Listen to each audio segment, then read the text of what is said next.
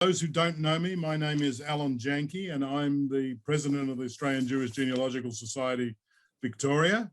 As I said, welcome.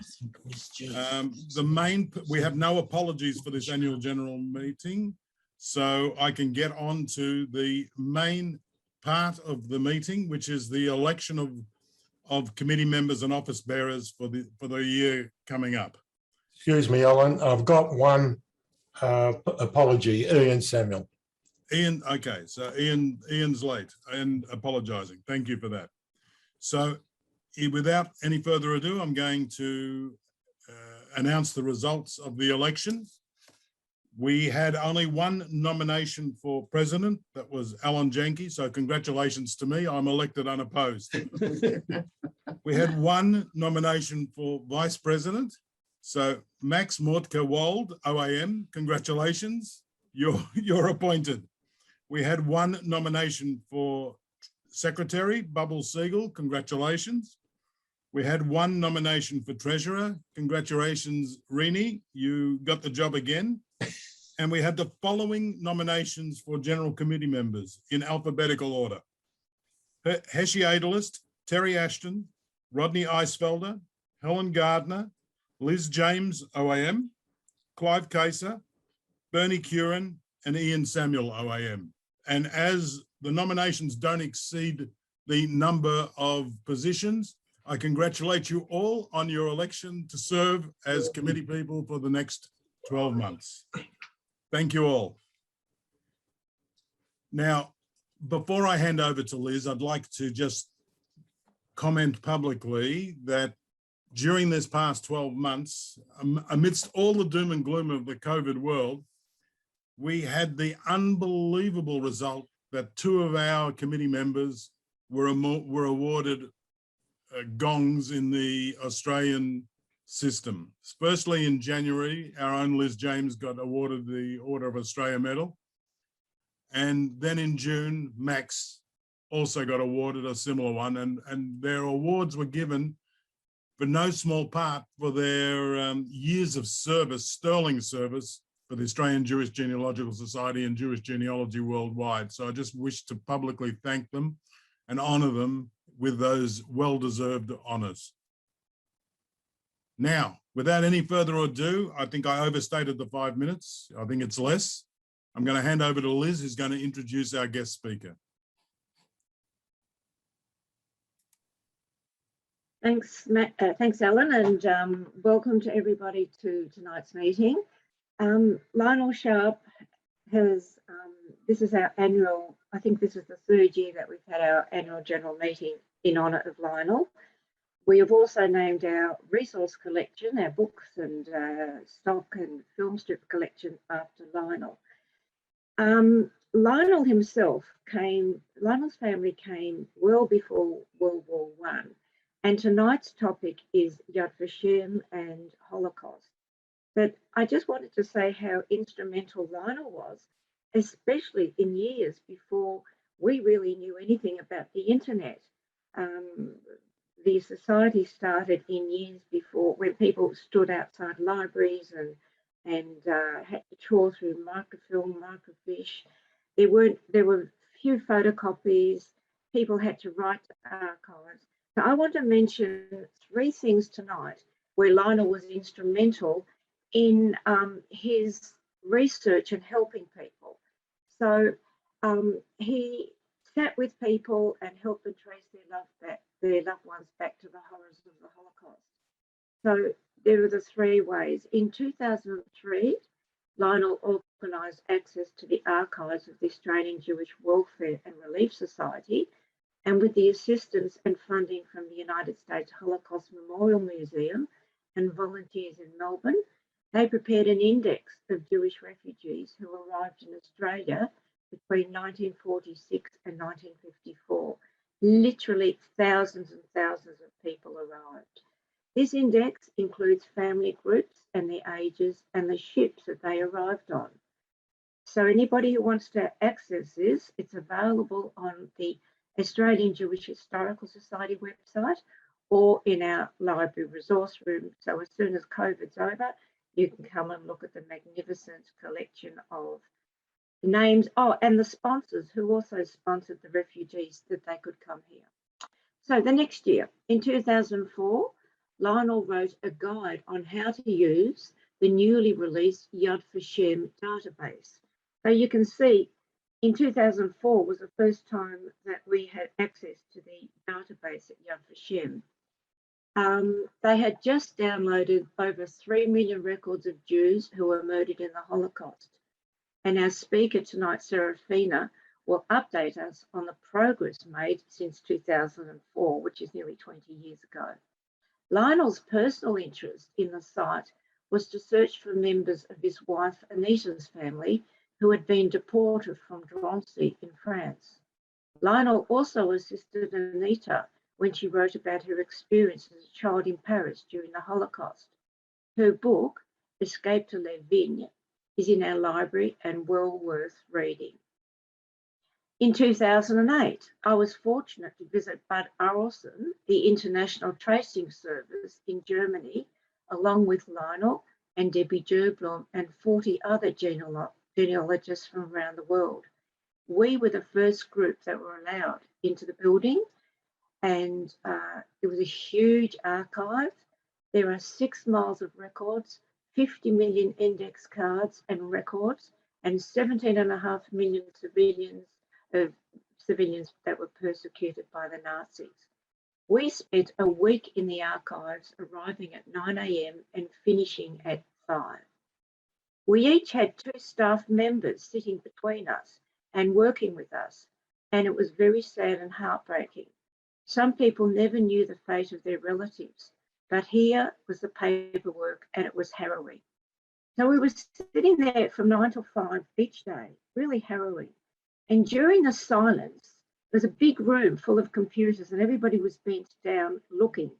And we had to call out, stop or halt every time we saw something, because these people were flicking really quickly. And every time we saw something, we had to say, stop, stop, stop. I want to see that. I want you to print it out. Now, Lionel, coming from an Australian background, didn't know the term. Most of the other people knew Yiddish or German.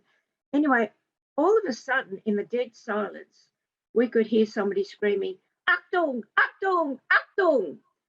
Anyway, it was like everybody looked up to think, what on earth was happening? And it was Lionel. And it ended up being really funny. We all had a laugh and it broke the tension of the room. And I just laughed because he didn't realise Achtung was really quite a scary word. And halt would have been more appropriate. But that was Lionel, and he was a comedian. He was funny. Everything about Lionel, you just never knew when he was joking or whether he was serious. So that broke the sadness. We all miss Lionel, but we're very grateful for all the work that he initiated and that we have continued to develop and expand. Lionel would be very pleased with us, I'm sure. Yeah. So now I'm going to introduce our speaker. Serafima Velkovich is the head of the Family Roots Research Section in the Reference and Information Department of the Yad Vashem Archives Division.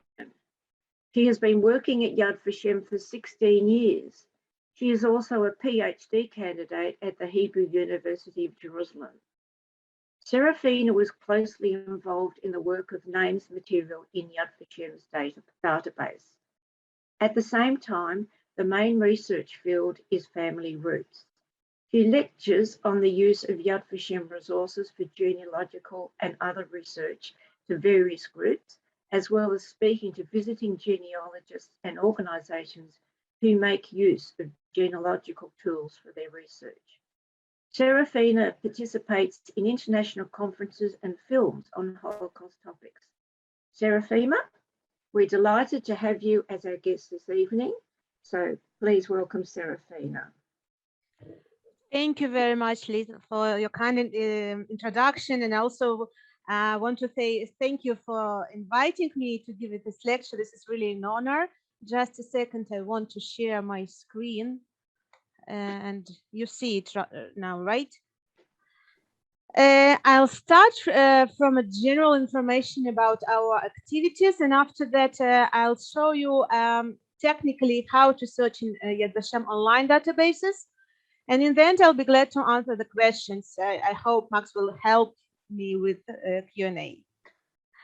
Yad Vashem is the World Holocaust Remembrance Center, and the primary part of Yad Vashem mandate is to gather material regarding all those members of the Jewish people who were murdered and to perpetuate their names.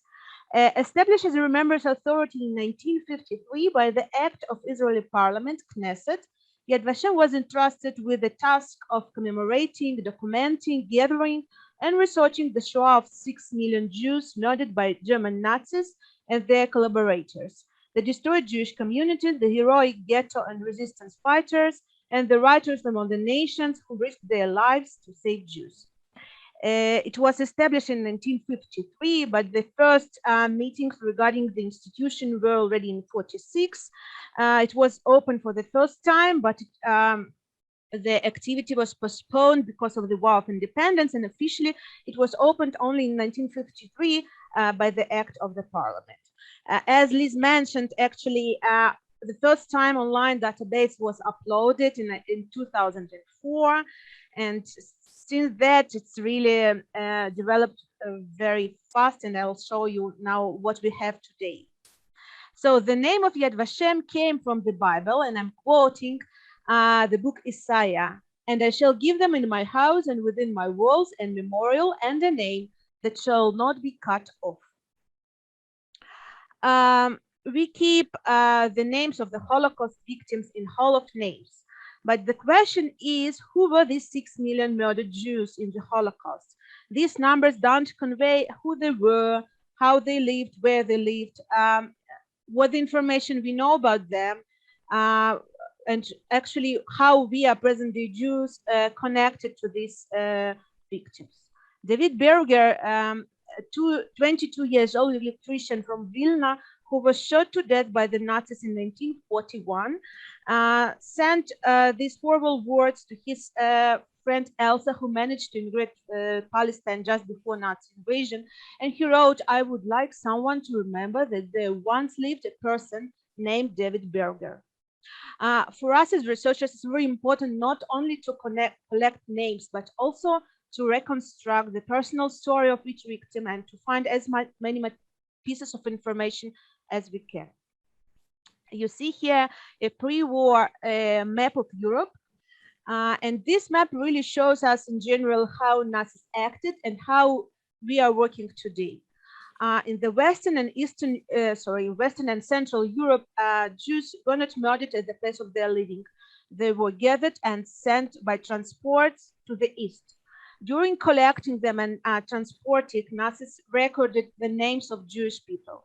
So nowadays we can be sure that we know almost all the names of victims in such countries as Germany, France, Austria, Italy. But the easter we are going, the darkest color on my map, the less names we could collect.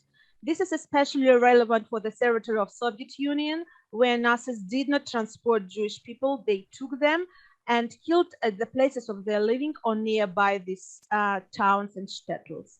So in this area, it's very difficult to find the names of Holocaust victims. Because of that, the numbers of names are here really smaller, but we are trying to do our best to find, and I'll show you what we're doing. Now, I want to show several examples of our work, and actually this is an example of what I mentioned, that in the territory of Soviet Union, Nazis did not write the names. One of the goals was not only to kill Jewish people, but also the process of depersonalization and dehumanization of Jews for them was important. This is the report of Karl Jäger, who were commander of Einsatzgruppe in Lithuania, a report from the December 1941. I'll just show, for example, one town, Ukmergė in Lithuania. You can see in August 1941, 298 Jewish men, 255 Jewish women, and 88 Jewish children were killed. There are no any names in such reports. Now, this is also a list of people, list of Jewish people, of prisoners in concentration camp Mauthausen in Austria. So nowadays, with our knowledge and modern technology, we can take a number and to research who was this person. So if I take a number, for example, I can trace the personal prisoner card, which is the collection, which original materials in Yad Vashem collection. And by this number, I can find who was this person. Bandi Hirsch from Litzmannstadt, Lodz. He was born in 24. We have here his address and name of his mother. We also have here his route during the war. He was in Gross Rosen camp, and after that he was transported to Mauthausen camp. So in order to find different pieces of puzzle, we need to search in different databases. And this is, for example, a list of House Committee book in Ghetto Lodge. Ghetto Lodge is one that really has good records, which is not typical for the ghettos in Poland. This is actually rather unusual.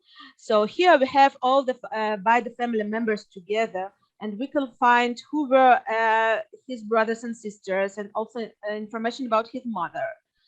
So searching more, I found this ID document of his mother from the ghetto, and also with a photo. I think a visual image of this person, of the victim, is very important for us to know who were these people.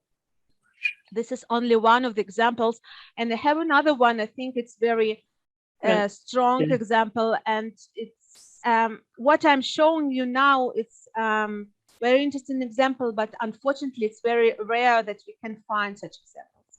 So this is the list of crematorium in Auschwitz of December 20, 1941. The crematorium just started to work, and they still made some lists. Actually, in further, they didn't record the people who were murdered in Auschwitz. There are no records. So if I take a number 24554, I also can find the photo of this prisoner. This is also a very small collection, only 600 photos, and majority of the photos are of non-Jewish prisoners. But in this case, I managed to find these details. And what is more important, I also found in the Yad Vashem collections the photographs which were donated by the family members. And this is actually the same person. So now I know the name of this person. I know where he lived. I know who was his wife. And actually what is most important, I think, for us to remember these victims in this way: person who are smiling in good clothes, with their hair and with normal life. This is very important. Now, what does it mean online database of Shoah victims' name today? So central database consists of 7.5 million records related to about 4.8 million Jews who were murdered during the Holocaust. And in addition, there are many records where we don't know exactly what the final fate of the victim. As I mentioned, for example, list of deportation, we don't know what's happened to this person in the future. We know only what's happened in this person during this record in the specific date. So we have many records like this. We also have about 900,000 names indexed from the materials of evacuated Jews in the Soviet Union. Majority of them survived, but we know the information only issued in 1942. We don't know exactly what the final fate. We also this year started to upload information about survivors. It's not, this is the project that we are still doing, and it's not finished yet, but there are many issues of privacy in these records. Because of that, in majority of records about survivors, we can upload only metadata, only indexed data. I'm sorry, could you please mute yourself? Thank you. Regarding survivors, if you find some information in our database and you see this is your relative, you can apply us and we'll send the scan. So now 40% of our central database of Shoah victims' names consists of pages of testimony, and about 60% came from the indexed names from archival materials. So what is page of testimony? I'm showing you the page of testimony in German. It exists in different languages, but this page of testimony is filled out very well. That means that we have much information about the victim: family name, first name, mother's maiden name, and so parents' name, occupation, place of birth, place of residence, place during the war, what happened to the person, when happened, very full information and picture. And what is the most important for genealogy purposes, we have here an information about submitter. So in many cases, we know that we can search for the submitter and to find a relative that we maybe didn't know that they exist, they survived. Unfortunately, if you see the information about submitter, we don't have more information. This is the only information that we have. It's written on the bottom of the page. And usually we suggest people to apply to International Red Cross or Yad Vashem, Israel branch of Red Cross, Magen David Adom, in order to search for live people. Now, I saw here Anita Sharp, and I wanted to present also some documents of Anita's family. This is one of pages of testimony that Anita filled out in 2008 about a family member, who were an uncle, if I'm not wrong. Now, in the past, when you search for the name, and if there were several records about the same victim, you received different records. Nowadays, we developed the tool that's called cluster, and it helps us to organize different records about the same victim. This is, for example, how it looks like. When you search for the person, you're receiving the name with a number, and opening the name, you see all the records about the same victims together. It allows us to see the content of the cluster all together. And also you can see here as an example, the family of Anita, Skop family, Germaine, and different records from the page of testimony and photos, and also from the deportation records from France. So we put all the different records about the same person to the cluster in order to make research easier. This is also family member Shmuel Skop of Anita. He was born in Warsaw. Now, this tool helps us to establish the fate of the victim. As I mentioned in some, I'm sorry, Max, could you please mute? Sorry.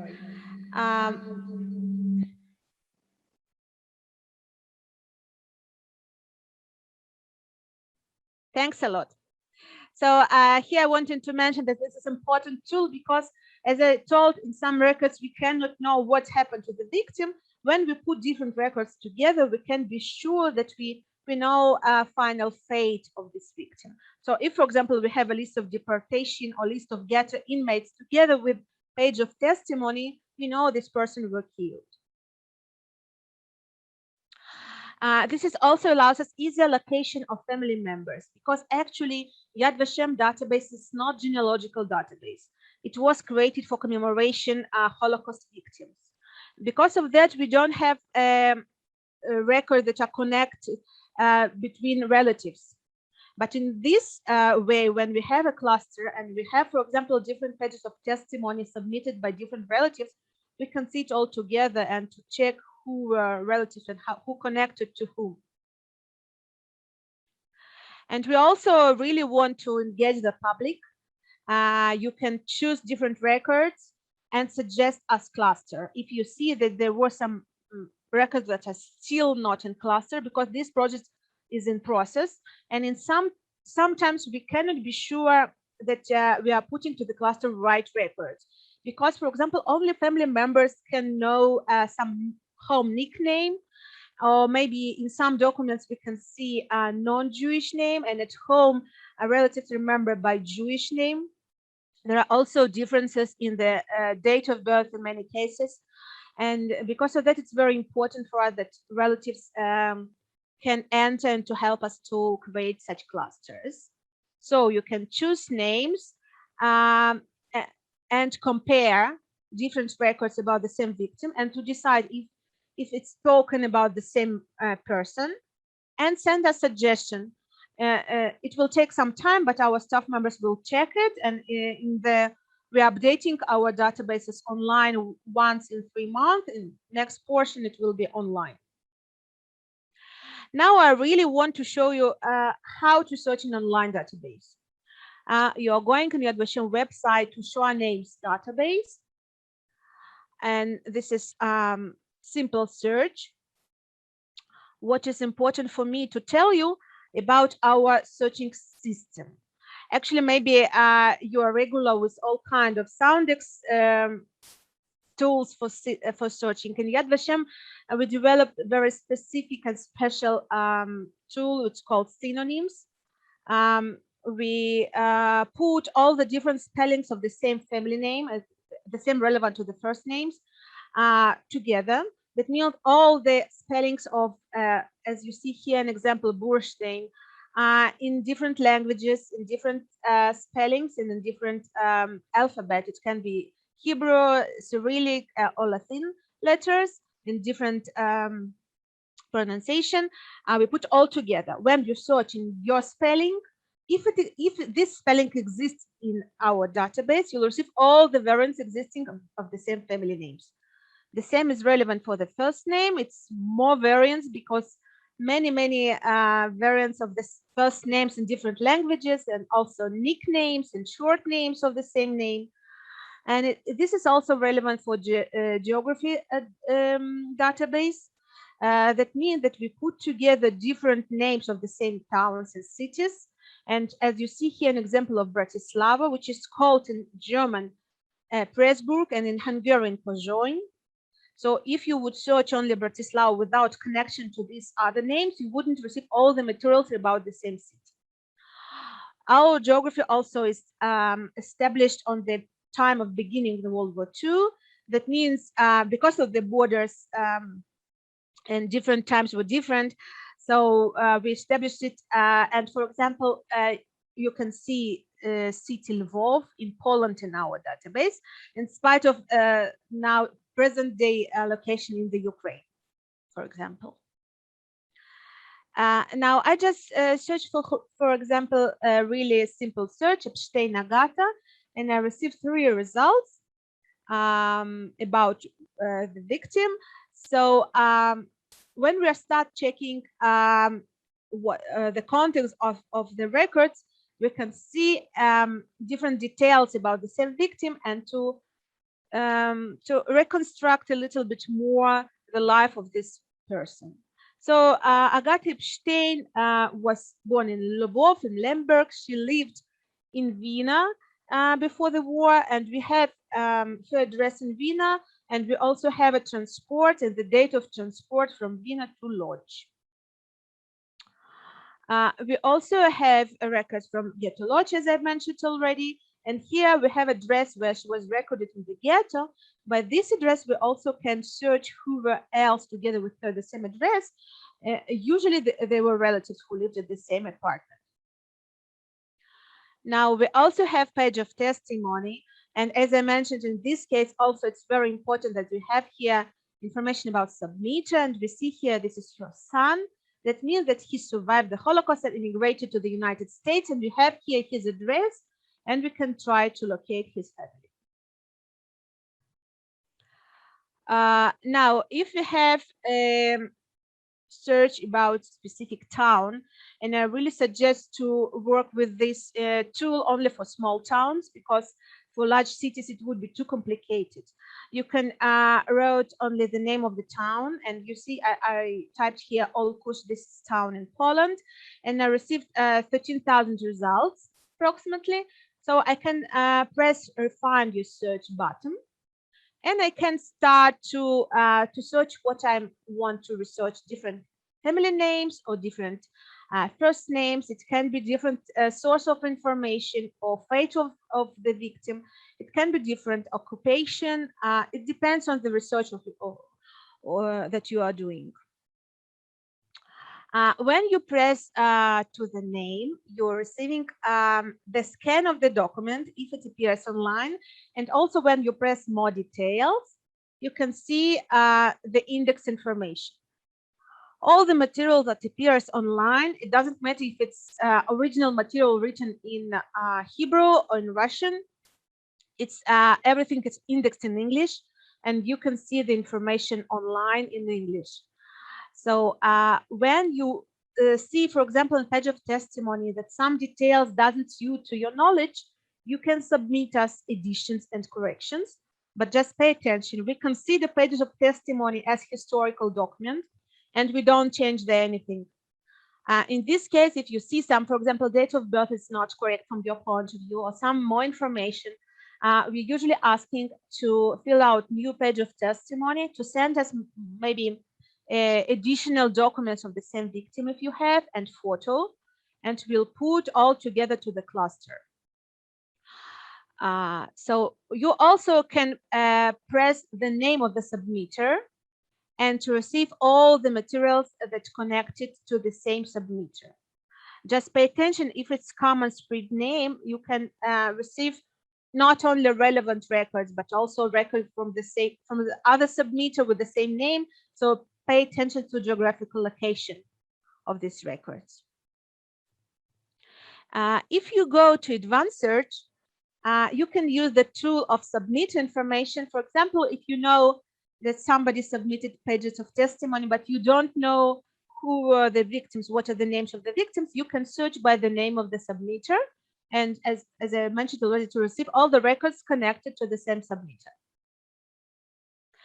Now, I want to show several more databases in Yad Vashem, and I'll start from Yad Vashem archives. Nowadays, this is one of the largest archives regarding Holocaust era, and we have more than 220 million pages of documentation, 133,000 testimonies of Holocaust survivors about their route, more than 500,000 photographs and photo archives. As I mentioned already, 4.8 million names registered in the Hall of Names, including 2.8 million pages of testimony, which I showed already. And I have to mention that pages of testimony nowadays are part of World Heritage Collection accepted by UNESCO. We are trying to upload online as much as possible documents, but sometimes we don't have such opportunity because of our agreements in different archives. But when you search online and you find any materials and you don't see the scan, you can apply us, of course, but pay attention that not all the materials uploaded online. So our on-site databases, we have much more.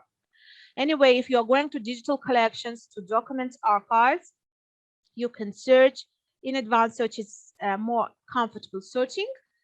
For example, you want to research some phenomenon, and then here I put an example of letters from Warsaw. I can choose Warsaw Ghetto or just Warsaw, and I choose, and I found 21 records online, which is only, as I mentioned, there are more not online. But when I press to some record, to the link, I can see the scanned document. As you see here, this is a letter from Warsaw from 1942. I need to mention that, unfortunately, we don't translate original documentation. So you need to know the language if you search some documents from a specific region in Europe. Now, if we are going to photo archives, the same way, digital collection, photo archive. Now you can find in Yad Vashem photo collection online photographs from 3 different databases. First of all, photo archives. The next is photographs attached to the pages of testimonies in the Hall of Names, and also photographs from the database of writers among the nations in Yad Vashem database. So as you can see, as I mentioned, photographs attached to the Hall of Fame. This is the photograph submitted by Anita Sharp regarding her family members, and we can find this beautiful couple during this wedding and our photo archives. When you search, I suggest you to use the tool. We have a specific tool for searching. If you put a word and between two keywords, in order to receive all the materials connected to your keywords. So when you are searching, you'll receive more results. So here I just, for example, search children and DP, displaced persons camps. There were many photographs in DP camps, and there are many photos of children from there. So you can find just, for example, one of the photos of a beautiful girl who was born after the war in DP camp. Now, I want to show you two databases which are really important for general knowledge and researching the family history. As I mentioned at the beginning, when I showed you a map, and the Western and Central Europe Jews were not killed at the place of their living.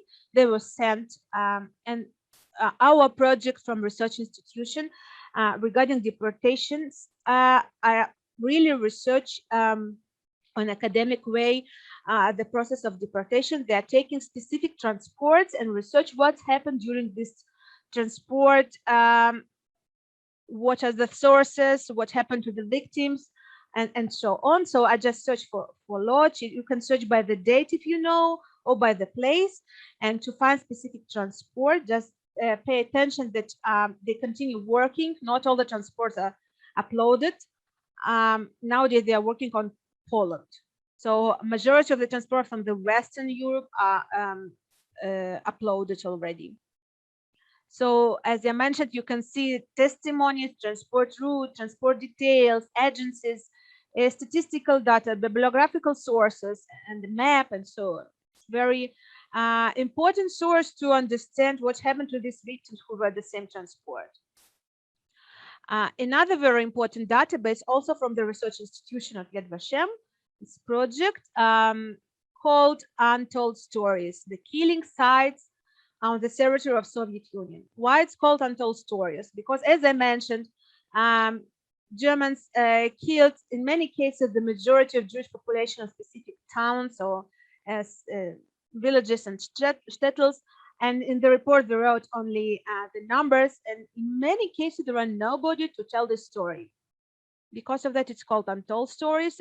Our colleagues are trying. We are all kind of sources, archival sources, and literature and testimonies to reconstruct what happened in these places. So I just, for example, I took a town in Belarus to show you how it works. I took town Bobruisk. There are three parts of the project. First of all, the explanation about Jewish community in general, what happened there. Very short one page about the community. After the second part are murder sites. Usually is description based on the different sources, written testimonies, German reports, and also a very important source regarding Soviet Union. It's called Soviet Extraordinary Commission. This commission is one of the main sources regarding the Holocaust in the territory of Soviet Union. It was established in 1943, and members of the commission entered together with the Red Army just after liberation, and made investigation and took testimonies from local population regarding killed people, damage, and so on. So now you can see the explanation, and one of the German reports, as I mentioned also already. I want to read the quotation from the report of December 19, 1941, Operation Situation Report on Anjanssen Group B. Carrying a special action, a total 5,281 Jews of both sexes were shot. The town of Bobruisk and its nearby area is now free of Jews.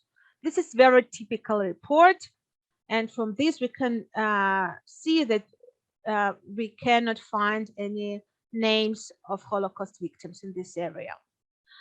So the third part of this project is commemoration. This is also a rather complicated process because after the war is over, in Soviet Union actually was forbidden to establish a memorial in the memory of the Jewish Holocaust victims. All the memorial that was written to Soviet citizens killed by the German fascists.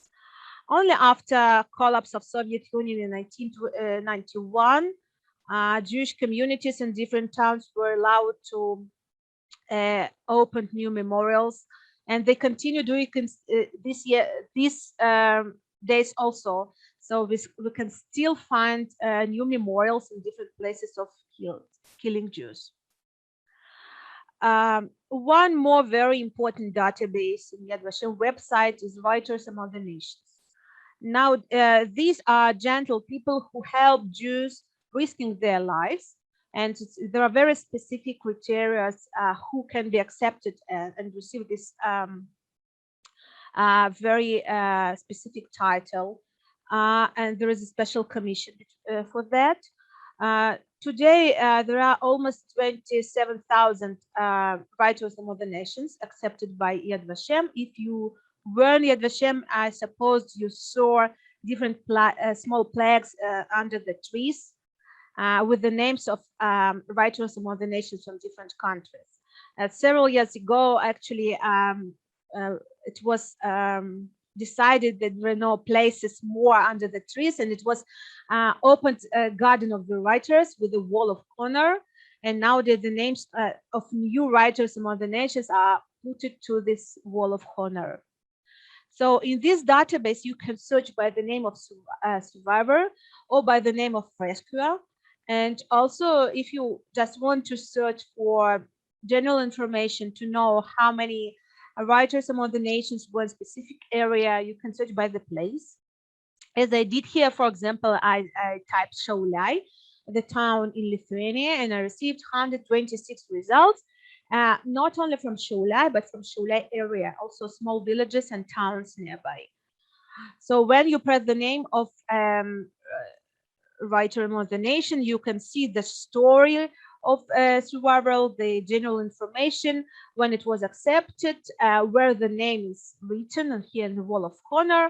And also you can see file number in archives. That means that if you find such story and you want to see more documents, you can apply us and we'll send the whole archival folder.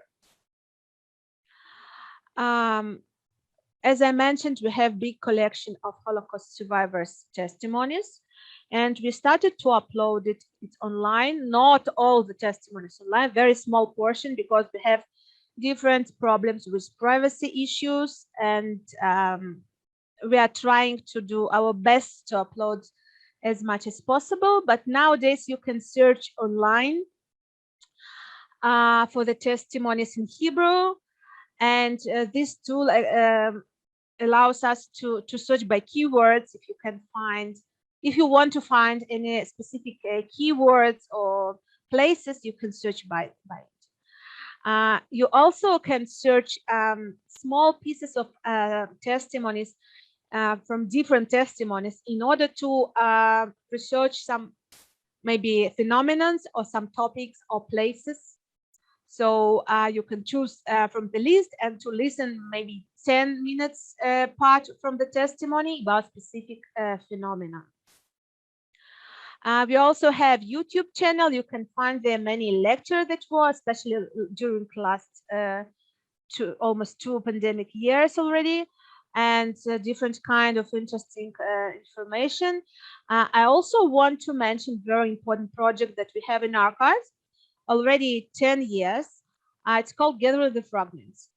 Actually, 10 years ago, it was decided to establish national company in order to help people to save Holocaust-related materials, because it was understood that there are many original materials in private homes in Israel, all kinds of letters from Holocaust victims and photos.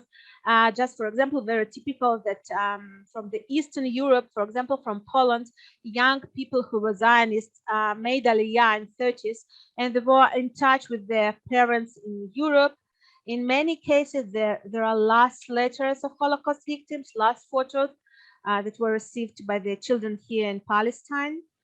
And as we can, of course, understand, with time goes, the documents in private homes can be kept in right conditions. So in Yad Vashem, we have very good specific conditions, conservation laboratory and digitization laboratory. So we arrived to private homes and all kinds of community centers. And during all this 10 years, we received huge amount of original materials. And sometimes people donate us scans, not only original materials. And it allows us to upload online more information and to show and to give an opportunity for researchers, for relatives to have access to these materials online. But what is very important for us, not only to collect materials, but also to write the story.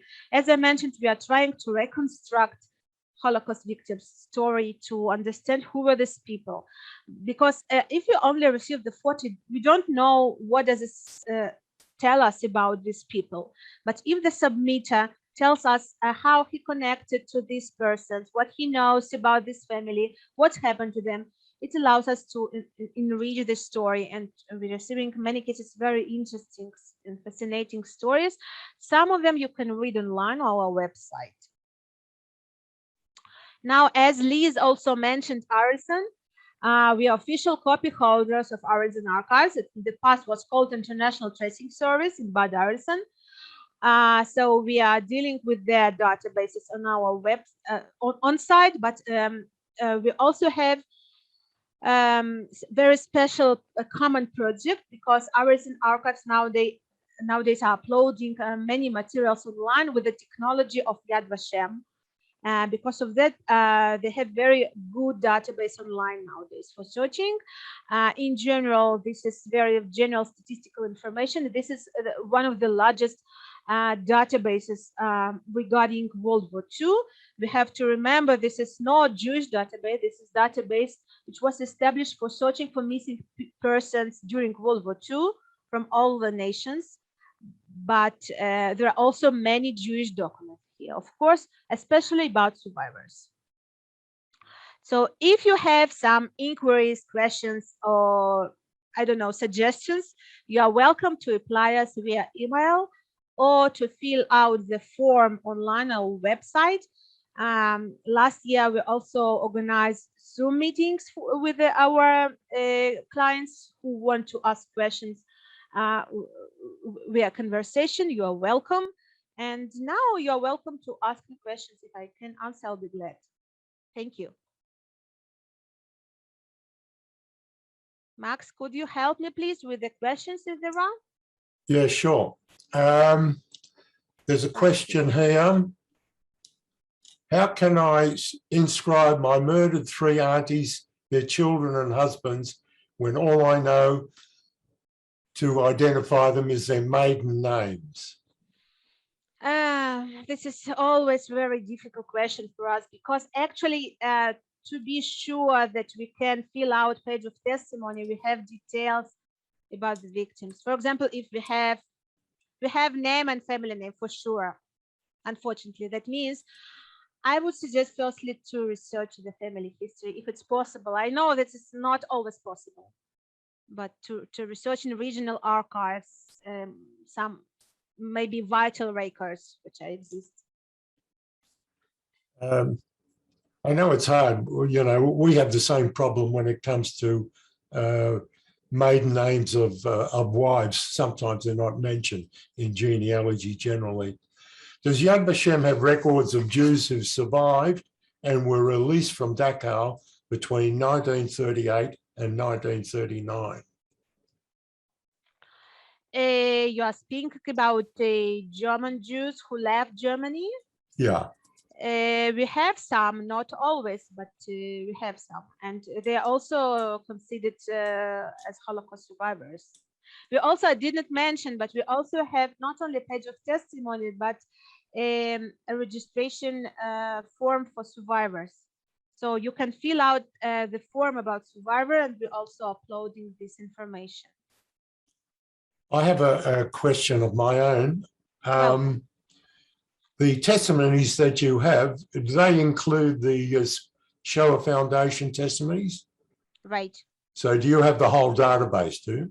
Yeah, 55,000 testimonies from Wow. your USC Shoah Foundation. Right. Wonderful, wonderful. But unfortunately, we don't have a right to send it. Because of our agreement, we only can show it in our reading room. And if you want to receive it, you need to apply to the Southern California. Okay. But they have very good website, and many testimonies which are in English are already uploaded online. Yeah, yeah, I'm aware of it. I was involved with that project in the 90s myself. Max? Yep. It was remiss of me before I forgot to mention that we had with us tonight the president of the Australian Friends of Yad Vashem, Joey Borenstein, and Joey made a very apt comment in the chat room that it would be wonderful if for those of us to go online, check the names in the hall of names to make sure that our relatives that we know of that were murdered are actually listed, and if they're not listed, could you please fill out a page of testimony so that Yad Vashem's work continues to be done. It's something that's really important, not only for us, but for generations to come, that all of our ancestors who were so tragically murdered are honored. Thank you, you're right. Somebody mentioned that I know what is maiden name. I just want to mention that if you know only maiden name, you cannot fill the page of testimony by the child with another family name and another first name. That's what I mentioned. Another question here from Belinda. Are there any records for Jewish soldiers in the Polish army around 40 to 43? Prisoner of war records? We don't have prisoner of war records, but what is Polish army? It's also several, you need to specify what is it. If you're speaking about Anders army, for example, or Polish army inside Soviet army, or there were different divisions. Yeah. So anyway, those who survived and left Poland after that for DP camps, there are many records in RSN database. And so I always suggest to try. There are some cases that we cannot find anything, but I usually think that we need anyway to try and to research. A word of advice to everybody, whether you're an expert user at Yad Vashem or a novice user at Yad Vashem, it's always worthwhile to go back again after a period of time, because it's such a fluid database and it's getting information on a daily basis. What you found 6 months ago may not necessarily be all that there is there to find today. So periodically it's worth going back and rechecking the names that you've already checked, just to make sure that there isn't more information there. Absolutely, I agree. Thank you. Another question here. Do you have lists of Hungarian Jews taken to forced labor camps in Ukraine? We have records from very big project that's called NEVIC by Professor Gabi Barshaket, but these are index records. We don't have scans. But anyway, it's, once more, it's worth trying always.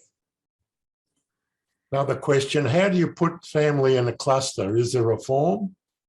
No. As I mentioned, we put to the cluster only the information about the person, not about the family. So there is no connections between different clusters. Okay. Yet we hope maybe in the future, but it's a dream. I have another one of my own, if you don't mind me asking. Sure. You mentioned Righteous of the Nations and how to search for that person. Is there a record of who nominated this person? Of those? Who nominated the righteous? Sure, of course. And the lives that they may have been involved with saving. Yeah, of course. Of course. First of all, even on the website, as I mentioned, you can search by the survivor or by the rescuer. So there is information about survivor, but if you want to find exact information and connections to the survivors, you need to apply to this department, Writers Among the Nation. Okay.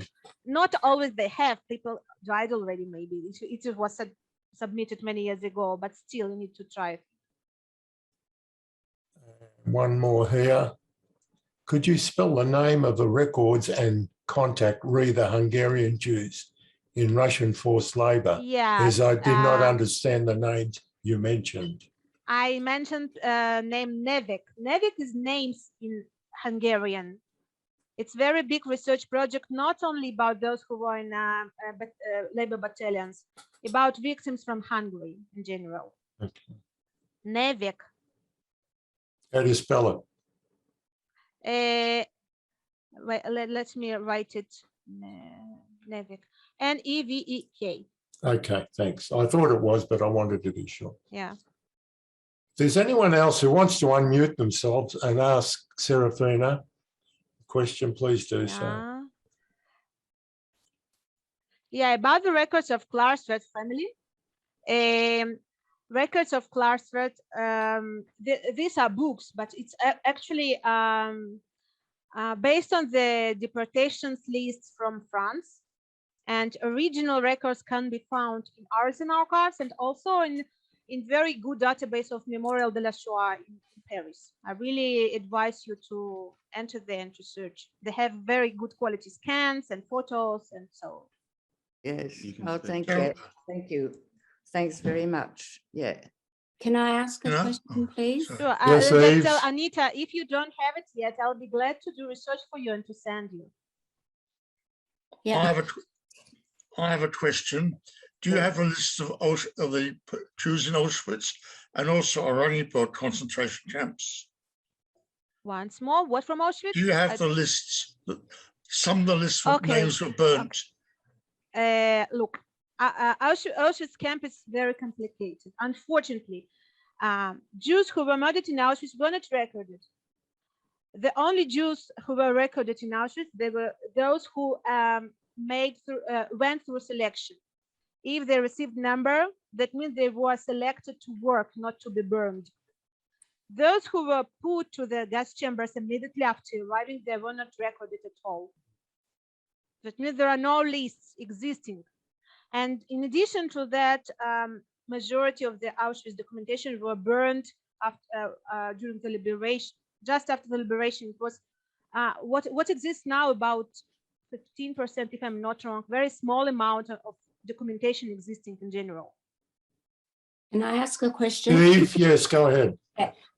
I have two cousins who submitted pages of testimony in 1959, I think, for their parents. 57, I suppose, because it was very big company in Israel for filling out pages of testimony. I don't know when. It doesn't matter. Yeah, many years ago. Yes, and 56 actually. Okay. And when I was at the Yad Vashem in the building number, I've forgotten the number, 52, I think it is, in Auschwitz 1. 27.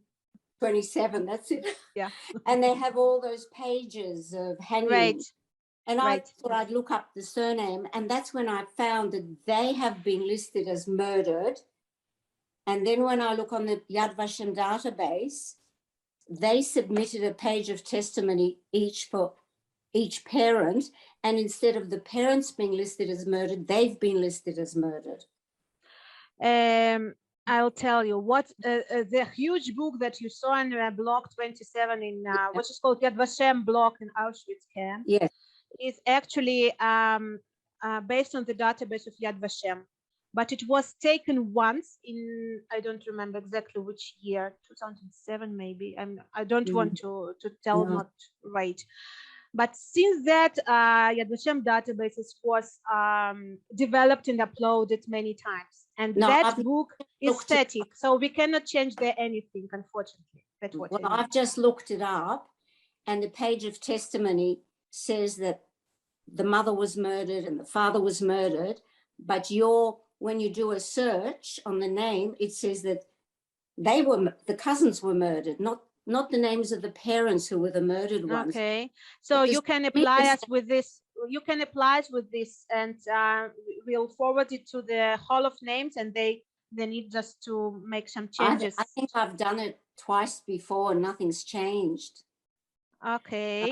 I just find that Maybe if that- if there's what I one error- suggest you to do, to send a letter with explanation, but also to add new page of testimony submitted by yourself, and also a new registration records of survivors. There's such a form about survivors, and Yes, I have. to add also about these people who submitted their survivors actually. I see. Right. I'm just concerned that if that's happened, that means that there must have been some people employed who were completely doing it upside down. Instead of putting the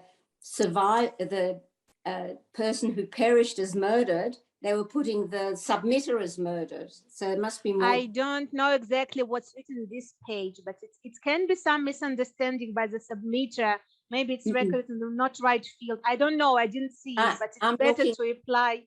It's better I've to got- apply and to explain what Yeah. the reason. I've got the page up on my computer in front of me, and it says who the murdered person is and who the submitter is, and it was, I think, transliterated incorrectly, and so that's sort of a concern. There must be a lot of I that. can say maybe the reason here, in 50s, when submitter filled out page of testimony, there was a place for children. And you see in the second part of the page, there is a place to mention the children. Yes. So we had a project.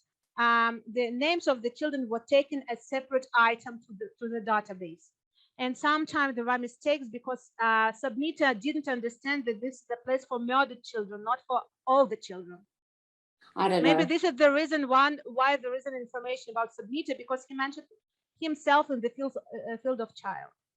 But we need to look at the record. I'm sorry, I don't Yeah, know. that's to all answer right. this way. Thank you. Thank you. Welcome. Serafina, can I just mention something about the Auschwitz lists? Yeah, sure.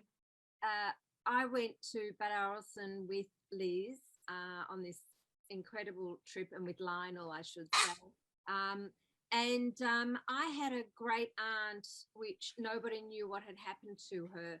And when I went to Israel, one of the family members said, "Oh, look, I'm terribly sorry, but look, we really think that she committed suicide." Now, my family all escaped from Belgium through to the south of France and then into Switzerland.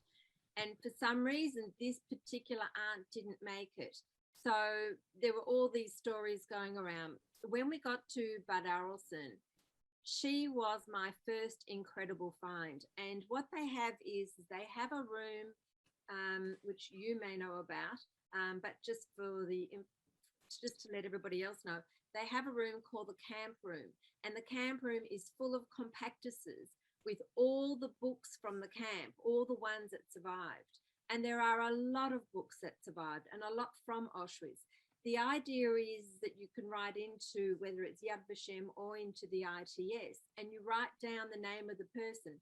Now, whether you have only a surname, whether you have a first name, whatever, as you said, whatever the names are, the people there are trained, and they, you know, if you say a name in Yiddish, they would know an English version. So if they were, if the borders have changed and the names have changed, or like I just found out that my grandfather's sisters, who we could not find, were Lola and Sala.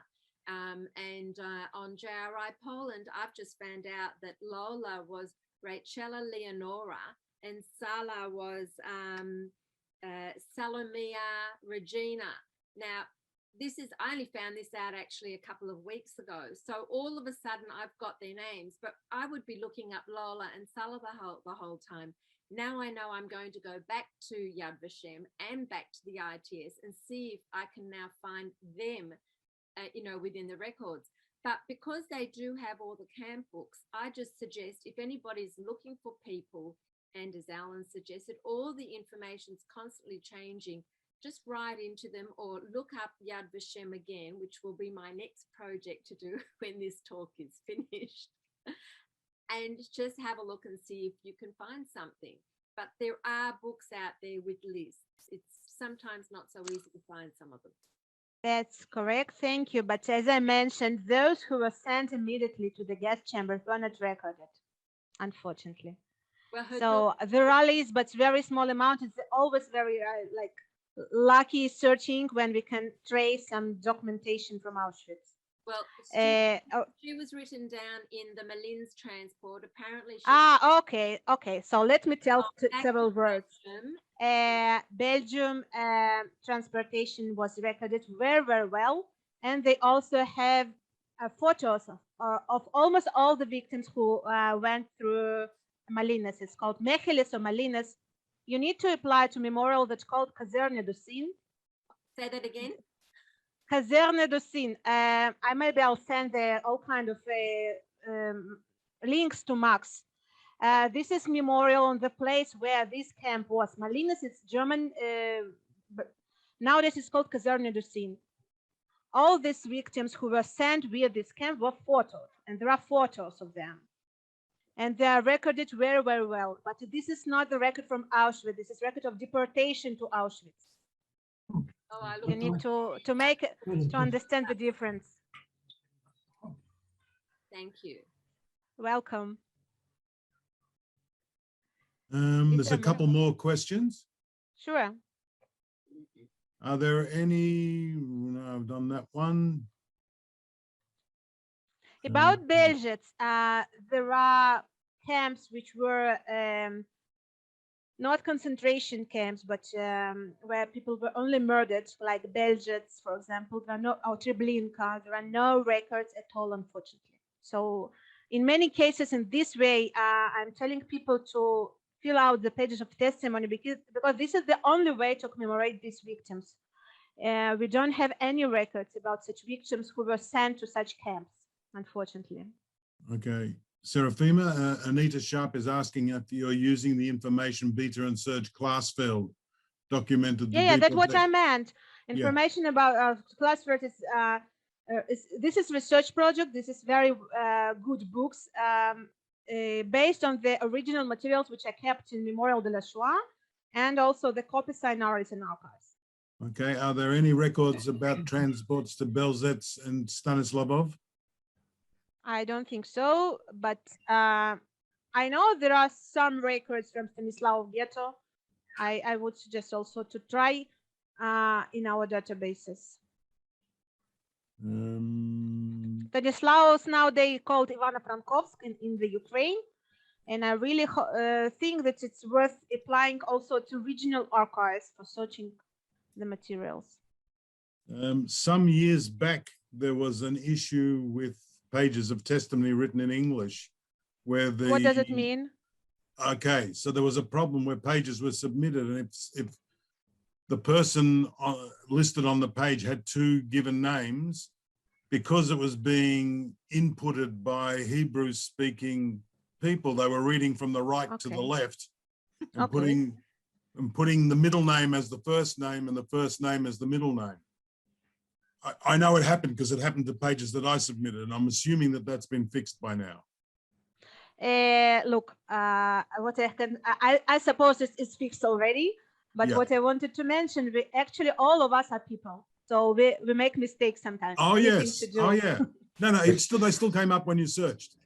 Yeah, but I want to say, if you see some mistakes of this kind, for sure apply, and we are happy to fix it, to be sure that we have right records. Okay, I think that's great. Now, for everybody, this presentation has been recorded and will be available on our website. So for members who just want to log in and catch up and check on what Serafima's told us, it's there. Also, our annual report will be emailed out to members in the next few days. So look forward to that magnificent production of a document that Rini has done. Serafima, thank you so much. It was a wonderful presentation. You've certainly given us all pause for thought as to what we can and can't find. I can't recommend highly enough how good a resource for us genealogists the Yad Vashem database is. It's amazing what you can find there. And as I said before, go back often, because from one day to the next day, more stuff appears, and you never know what you're going to find there. That's great. Thank you all for joining us. It's unusual for us to have these evening presentations, but I could get used to it. It's going back 10 years, like we used to do it on a Tuesday or Wednesday night. But again, the problems of COVID have given us the ability to have speakers like Serafima give us a presentation, which we would never have been able to have in the past. So there's always a silver lining in the dark cloud. Thank you all, and we'll see you at our next presentation. Bubbles, what's the next one? I couldn't remember. Shauna Hicks. Oh, Shauna Hicks. Shauna Hicks. That'll be just as entertaining.